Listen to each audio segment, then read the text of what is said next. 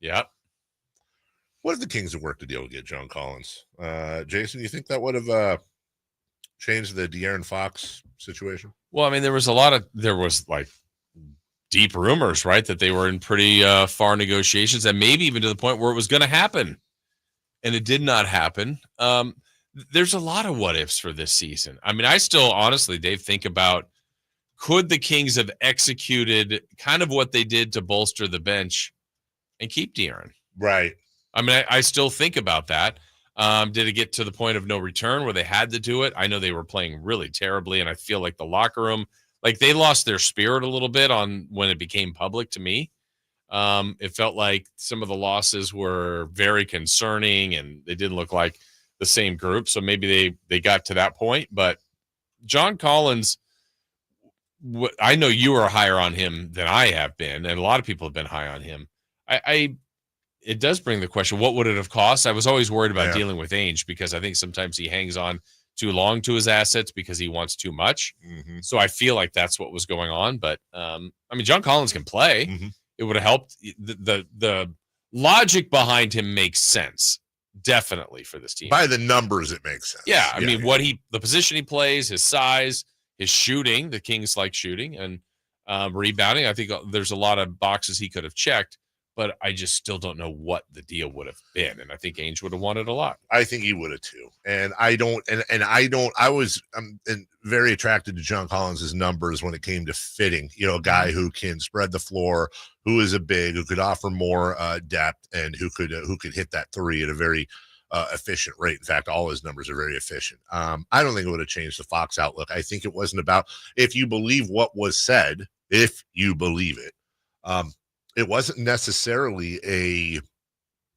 thing about John Collins himself. It was, you remember the story that there were times where De'Aaron and other members of the team were told, hey, this trade's about to happen, get ready. And then it didn't happen. There were a lot of stops and starts that became very frustrating for some of those team members. And as far as like what it would take to get him, I was fine with like a Herter and a pick, but anything really beyond that, I'm not trying to trade Keegan or Sabonis or whoever. Yeah, and if it wasn't a starter, then what? Which, I mean, again, you take it because then you just logically move someone down. But who's the move down? Who moves out of the lineup?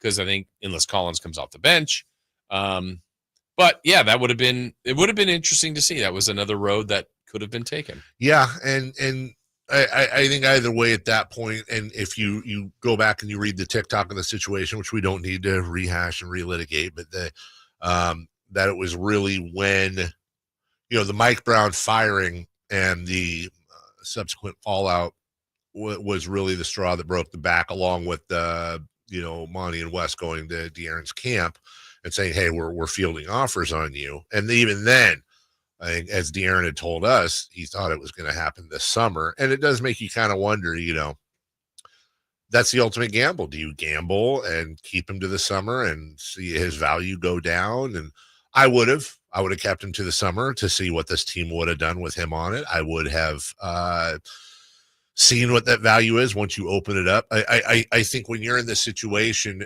the amount of teams that can trade for somebody like him, it's very finite, because you have 16 teams that are in a playoff race, actually more like 20.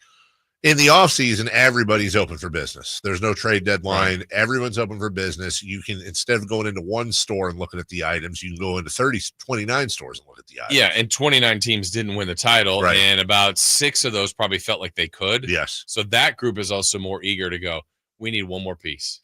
Yeah, and it's one of those things where he said he just wanted to go to San Antonio, but okay, well, what if it turns out that, this wouldn't have happened, but just for an example, what if OKC traded for him and there was a big return there and they were like, yeah, we're going to bet on him staying. We're going to bet on him staying because we're going to do really well. And then, whatever team he goes to, they go deep into the playoffs. It's the first time he's ever gotten past the first round. And then he's going to turn around and go to San Antonio.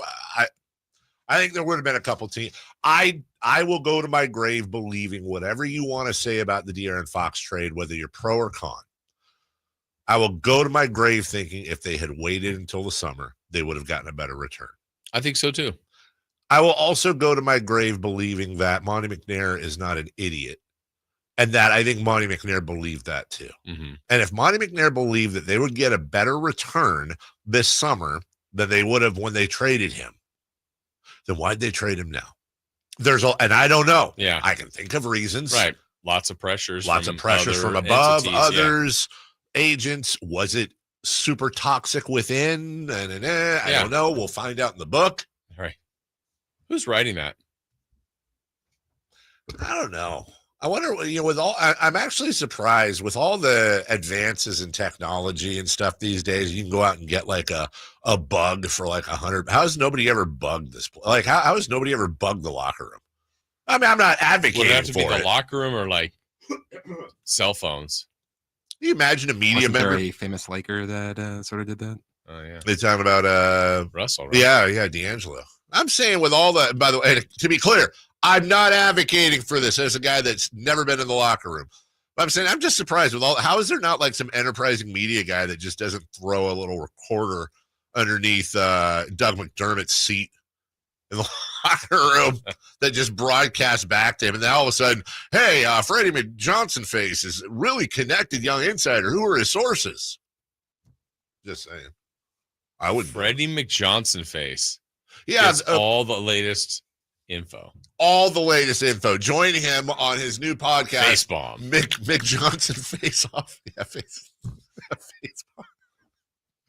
As we go to break.